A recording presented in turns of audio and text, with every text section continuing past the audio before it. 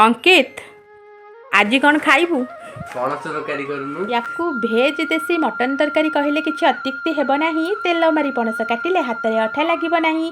Cow खाइला पणस बगमुंडे अठा। आज आम अंकर फरमाइश रे तैयारी करिबा पणस कठा कषा।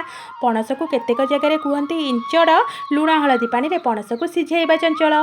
कंचा पणस कठा ता नाम मधुरता तरकारी। कंचा कि पाचिला सबुथिरे जान लाभ करती बेपारी।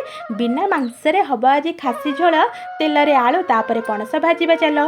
खुशी मनरे खाइबे पिलाठू बुढ़ा। रंग आने गरम तेल रे चीनी स्वाद बढ़ाई तेजपत्र सहित पकेबा अदा रसुण पियाज बटा लुण हलदी धनिया गुंड लंका गुंड मीट मसला पकई सबको मिक्स करवा कषि हाँपाई।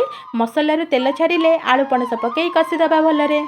अल्प अल्प पानी दे कषिबा। सिझीगला पर डालचीनी पाउडर पकई थालिया को काढ़िबा। ताहेले वीडियो देखिकी थरुटिए करंतु। भल लागिले लाइक शेयर सब्सक्राइब करंतु। जय जगन्नाथ।